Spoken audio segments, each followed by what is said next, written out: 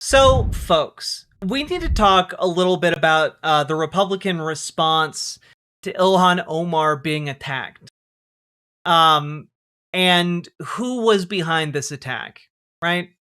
And I just have to say, any Republican that is making excuses or trying to justify Ilhan Omar being attacked at her town hall the other day, it should be disqualifying. Like they should be removed from office instantly.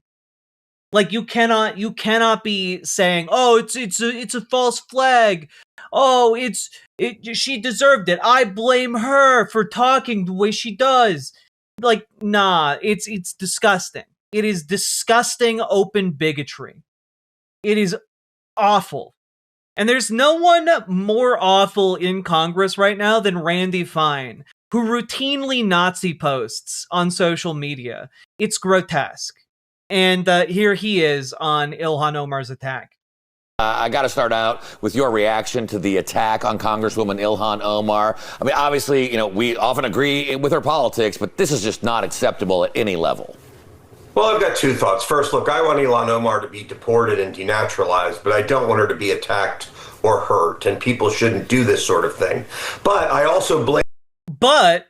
Look, I just don't think she deserves to be a U.S. citizen, and I don't support violence against her, of course, but... blame Ilhan Omar for what happened. When they describe people throwing articles at law enforcement, at officers of the federal government, as peaceful protesters, they can't be surprised when crazy people start to do that to them. Attacking a representative of the federal government, whether it's a congresswoman or law enforcement, is not peaceful, and we need to start saying that. Yeah, great. I got to start out. I do want to say it is interesting the footage they use, because this footage is specifically of protesters who were doing a noise protest outside of a hotel where ICE was staying, and this guy in front broke out the front doors, had like a bloody face, and appeared to be drunk. Like, these guys are freaks. Like, to describe the protesters as the violent ones when these guys are breaking out in full tactical gear and pointing guns at random civilians, like, fuck off. Randy Fine, you're a piece of shit. Stop it. Like, Randy is terrible. He, like, straight up supports genocide for the people of Gaza. It's honestly insane. One of the most hateful people in Congress. But, let's just take a look. All right, well, who was this guy who attacked Ilhan Omar? Let's just shift gears a little bit here. Let's to get an idea of the man. Let's take a look at this piece from The Independent. Brother labels suspect who attacked Ilhan Omar a right-wing extremist who has hated Somalis for decades.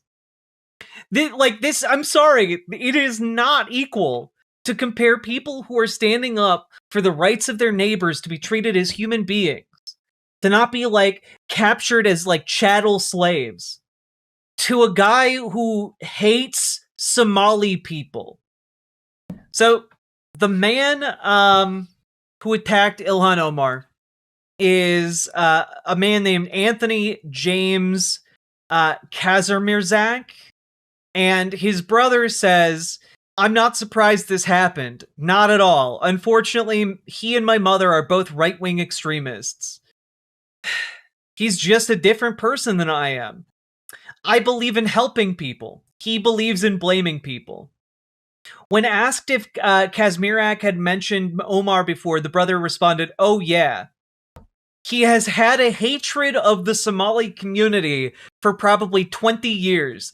There's a reason I don't talk to him. He's got a lot of anger. I have no idea where it comes from. He's always been that way. In and out of treatment since he was a kid." His own brother describes him as a piece of shit. The man who attacked Ilhan Omar, his brother describes him as a piece of shit. And I just have to say, the response conservatives are having is that it's all fake. It's all fake. And, they're trying to do smears because apparently he has multiple children who are on the left in some way. And they're just like, wow, something doesn't feel right about this. Huh, a hateful, bigoted man has kids who are on the left? What? That's not how children work. We all know that when a hateful, bigoted man has children, they are obligated to be just as hateful and bigoted as he is. We know that's how that works, because children are property. Like, that's how they think about this. They cannot compute of the idea that, like, oh, maybe children look at their dad and think, oh, he's racist and we don't want to be anything like him. You know, like, cannot conceive, which is weird, right? Like, conservatives should start to become more comfortable with the idea that maybe their children might be different than them, and that might lead their kids to, I don't know, one day not talking to them anymore. Because that seems to be a very common thing that happens to conservatives when their children get older. Who would have thought? It just seems to me like you should be, as a conservative, preparing for the eventuality that your hateful, bigoted outlook on life might in fact drive a wedge between you and any kind of healthy relationship with your children. But, you know, what do I know? I'm a simple country streamer. Your kids will be adults one day, and no, conservatives don't think that. I mean, exactly. You know? A lot of conservatives just cannot conceive that their kids might one day grow up to be people who are not hateful or bigoted. And I don't know. It just seems, it's really sad, I guess. I guess that's where I come down on this. It's really sad. This guy was so full of hatred and so full of, like, I don't know, lies from a Republican media that he was willing to throw it all away in order to attack someone who is a minority that he doesn't like. And, like, this is, of course, going to be something that is going to destroy his relationship with his kids. I don't know, like, he just didn't think about it. He just didn't care. It's the whole reason conservatives are obsessed with molding their kids to be exactly like them and fight against anything that could make those kids question their parents. It's why they hate public schooling. It's why they hate higher education. Yeah, and I get that. I get it. I understand that it comes from this authoritarian need to, like, control, right? Like, you know, Big Daddy government controls me, so I gotta control you, kind of thinking. But it just really seems to me like this man... I guess what I'm trying to articulate here is that fascism is a death cult, right? And it chews up people and it spits them out. It instills all of this hatred and vitriol into people and tells them that they have a clear enemy, and then gives them a push in that direction. And it doesn't really matter after that push whether or not that person lives or dies. They've already effectively served their purpose, right? And for this guy who attacked Ilhan Omar, I feel bad for him. I pity him. You know, for as big of a hateful loser as he is, like, he was made that way by a large, concerted effort to instill that kind of hatred into him. You know? To turn him into a disposable man that the fascist system could chew up and spit out as a broken, mangled mess. And that's exactly what happened to him. And I don't know that this guy is ever going to be able to get his life back together. I don't know that this guy is ever going to be able to have, like, a relationship with his kids that is anything positive or productive. This man has effectively been trapped in a coffin of his own making.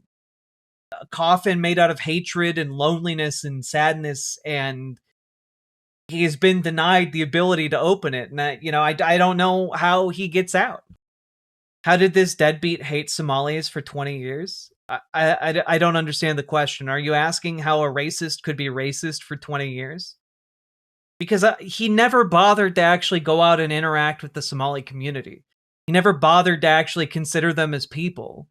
This is what people don't really understand about like misogynists and racists and bigots. They are systematically making their own lives poorer. They are denying themselves the ability to make friends with folks or fall in love with folks or be kind to folks, build neighborly relationships with folks. They're isolating themselves. They build their own cages of loneliness, and then they rot inside of them and fester until they explode. It's like a putrid mass of hatred. That's how they do it, right? Like it's just this overwhelming fear, and they turn that fear into hatred. It's all like a self-protection mechanism. Ultimately, and this is true for a lot of different people, we all tend towards building our own cages of loneliness.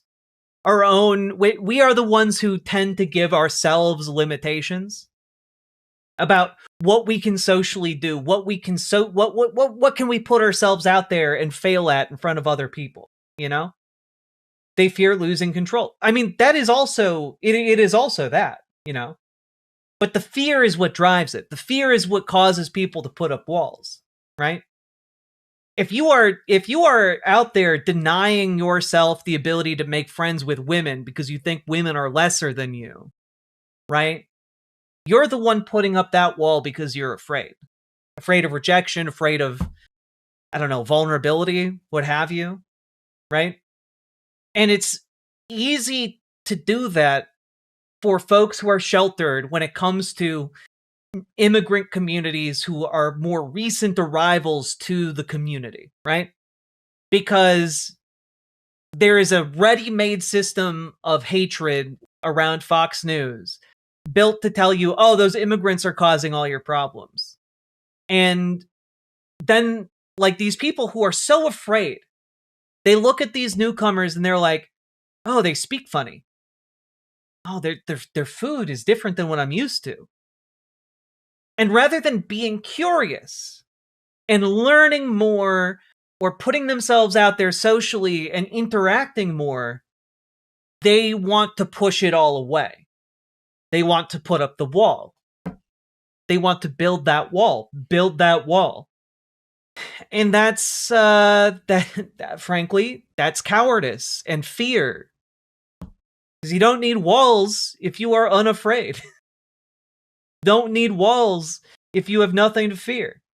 Riverboat Jack is going to town. All the viewers gather round. Twitch and YouTube is where she streams. All that content is bursting the seams. Politics, dating, plenty more. Her sense of fashion you'll adore. So grab your stuff and hop aboard. We're going straight to Jack's Discord. Riverboat.